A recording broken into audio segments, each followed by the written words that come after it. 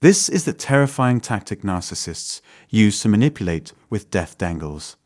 Ever wondered how narcissists use the threat of death as a twisted tool for control? Today, we're diving deep into the manipulative world of narcissistic death dangling, especially when it comes to wills, trusts, estates, and the tricky dynamics with narcissistic parents or family members. But before we get into this, don't forget to support our channel by hitting that like button and subscribing. Your engagement helps us continue exploring these crucial topics and build a community where we can share insights and support each other. Now, let's face it, times are tough. With people living longer and the costs of elder care skyrocketing, it's becoming less common for anyone to inherit anything substantial from their parents or grandparents, other than perhaps debt or a few keepsakes. Yet, there are still families out there with significant resources. And as it turns out, narcissistic individuals often seem to have a knack for amassing wealth. The unfortunate reality: well-off narcissistic parents can wield their eventual death as a powerful weapon of manipulation. Whether or not there's money involved, narcissists often dangle the prospect of their death over their loved ones as a means of control.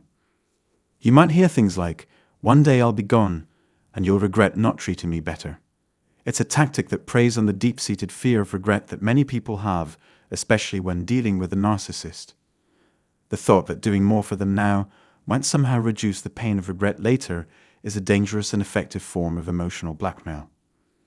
As we unpack these manipulative tactics, we want to hear from you. Have you experienced something similar? Share your thoughts and stories in the comments below. Your input could help others who are going through the same thing.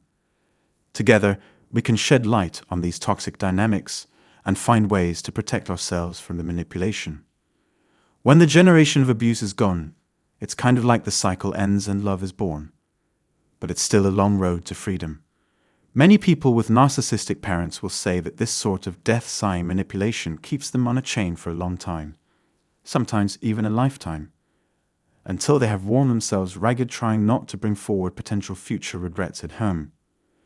But it becomes a completely different tug and pull when it extends into the realm of trusts, wills, and estates, especially when significant money, real estate, or other valuable assets are involved. This dance can become extremely ugly quickly, with narcissistic people collaborating.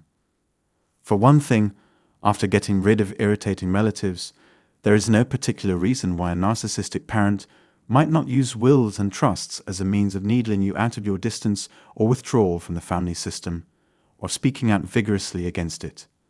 They might say, "Well, I suppose if you want to move away, there is little point in including you in anything done with the house," or some similar remark.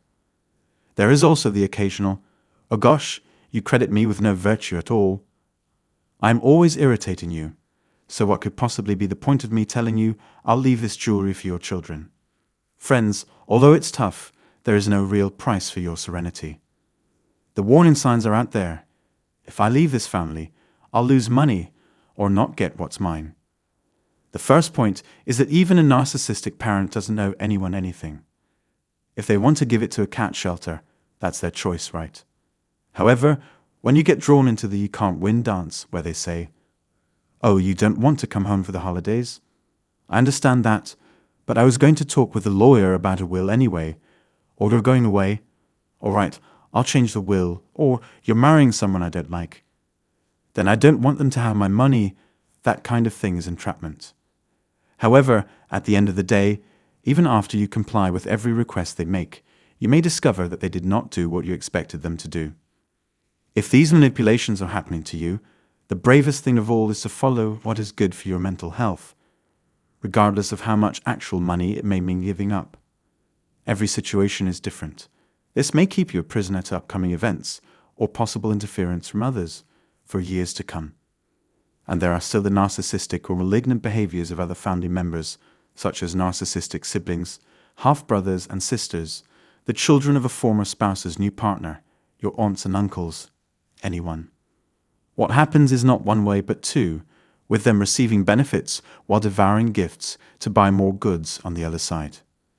If the narcissistic sibling is navigating the same shoals as the narcissistic parent, continuing to supply them and showing up on demand to sense that they have got what should be done, or is their due, then this too is a high-stakes game.